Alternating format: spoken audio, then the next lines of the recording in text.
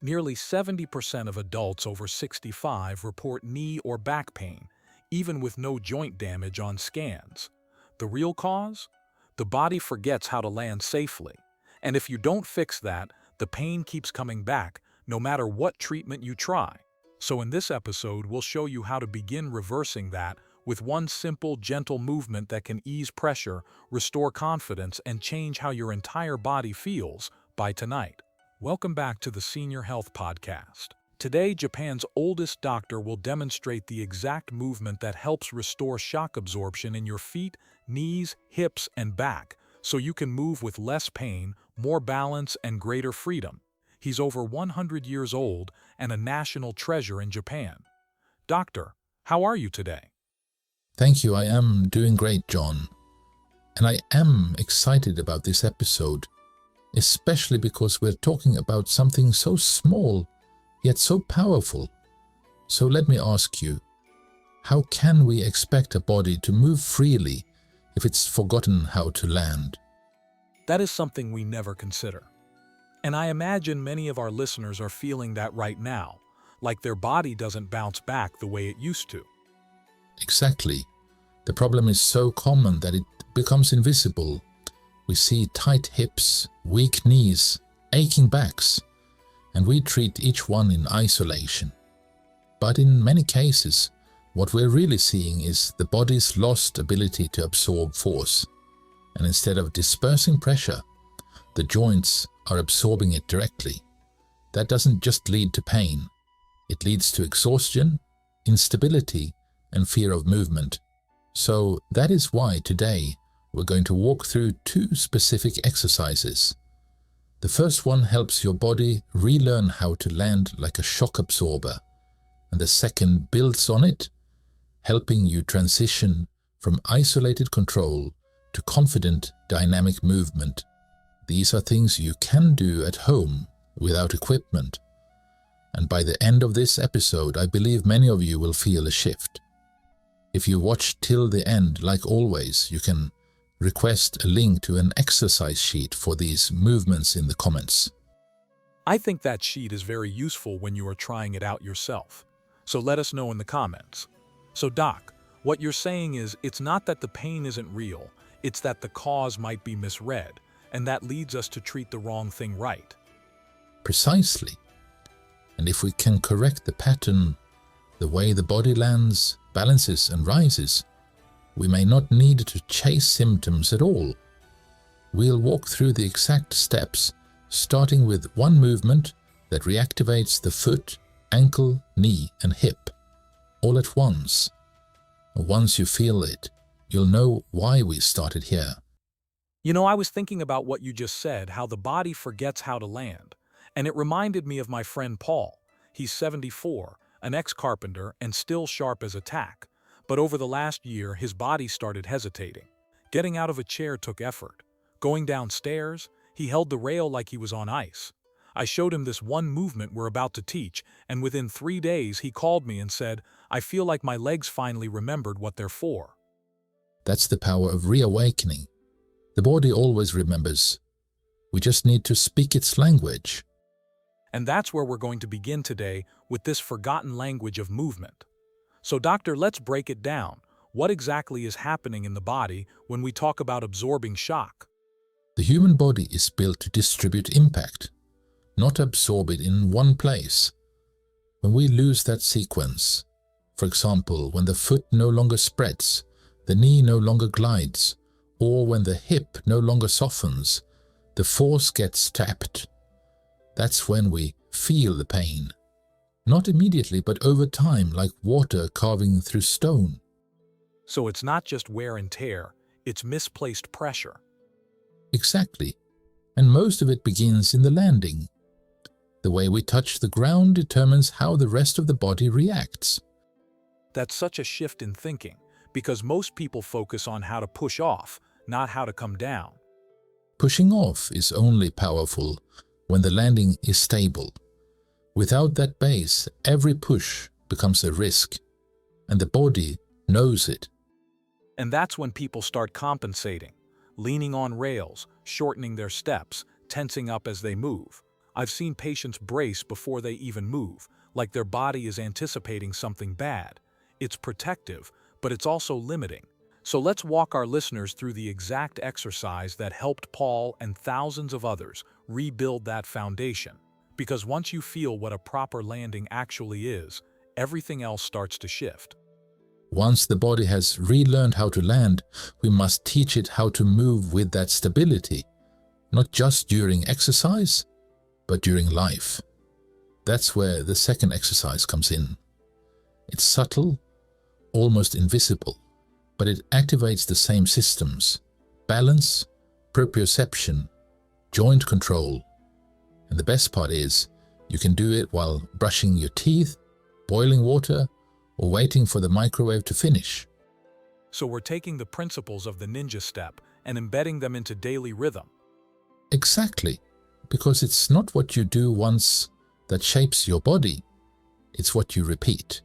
And if the repetitions are small, conscious, and consistent, they will rewire your entire movement pattern. That's something I try to show my patients as well, that strength doesn't always come from big effort, but from smart repetition. So what's the movement? It's what I call the root rise. You begin by standing still, feet shoulder width apart, near a stable surface. Then very slowly you begin to lift your toes, all 5 of them, without leaning back. Hold them in the air, feel the muscles in your shins activate, and then place them down one at a time, from pinky to big toe. So it's not just about the foot, it's about the brain learning how to support weight without tension. Yes, this reawakens the nerve endings in the feet, but also strengthens the anterior tibialis, a muscle that prevents falls and stabilizes the ankle. And when the toes lift, the body must find balance through the center line. That's what builds the subconscious control we need during movement. And I imagine the longer you hold the lift, the more your whole body begins to participate. The core tightens, the breath steadies. Exactly. It becomes a full body calibration. 1 minute of this each day can reduce fall risk, improve walking stride, and even reduce the kind of joint stiffness that sneaks up after sitting. I've taught this to patients in their 60s and their 90s. And the results are often the same: more control, more calm, more courage to move. That's the word that stands out, courage. Because I think a lot of seniors aren't just afraid of falling, they're afraid of moving. That's the real cost of chronic pain and imbalance. It steals confidence. It makes the world smaller. But when you reclaim control, even in something as small as lifting your toes, the body begins to trust itself again. And once the body trusts itself, everything changes. People start walking farther. They stand taller at the sink. They stop looking down in fear and start looking forward again. That's why I love what you've just shared. Because it's not about effort, it's about awareness. So doctor, is it fair to say that some of the pain seniors feel isn't just from wear and tear, but from the body trying to protect itself? Yes. And this may be the most important thing we talk about today. So if you are still paying attention, please stay with us for a bit more time. Because when pain becomes chronic, it's not always about damage. It's about the nervous system staying in defense mode long after the danger is gone. And if you don't learn how to turn that signal off, the body keeps bracing, the muscles stay tight, and pain becomes your default state. That's why I hope everyone listening stays with us now, because what we're about to explain can change how you feel in your body, not months from now, but tonight. So pain isn't always a sign something is wrong. It can be a sign that your body just doesn't feel safe. That's exactly it. And if you don't understand that, you end up treating the symptom, not the cause. You push through pain thinking you're being strong, when your body is just asking for permission to let go. That really hits home. I've had patients who feel guilty for being in pain, when all their scans are clear. But what you're saying is the pain itself makes perfect sense. Yes, because the body remembers. It remembers the fall from 5 years ago, the surgery from a decade back, the daily strain of walking unbalanced or fearing every step. And so it does what it thinks is helpful. It tightens, it limits, it guards. But that guarding becomes suffering when we never tell the system, "You're safe now." So how do we send that message? How do we tell the body the danger has passed?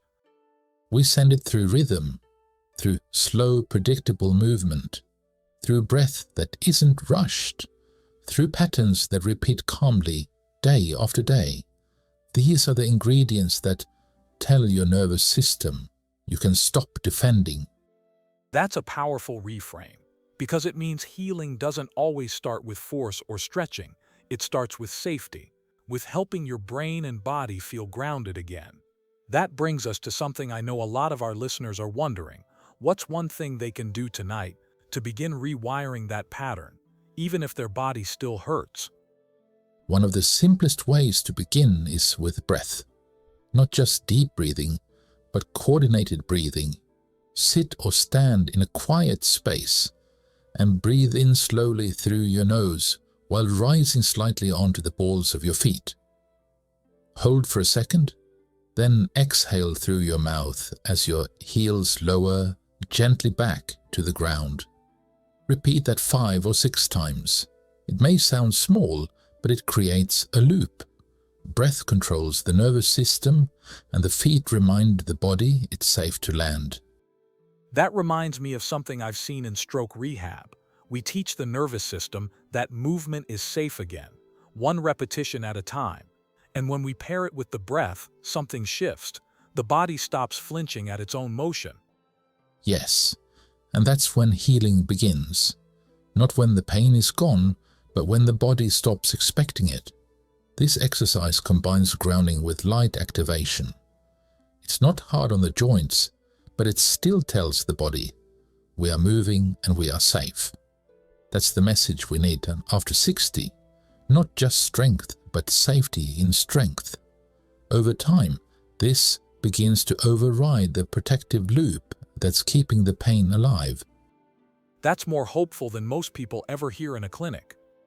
Because we don't just need answers, we need reassurance. And reassurance comes from experience, not explanation. You're right, and I think for our listeners that experience can begin right now, not someday, not after more tests or waiting rooms, just a breath and a rise tonight, a toe lift and a ninja step tomorrow morning. And do not forget to ask for the sheet if you want it. See you in the next episode.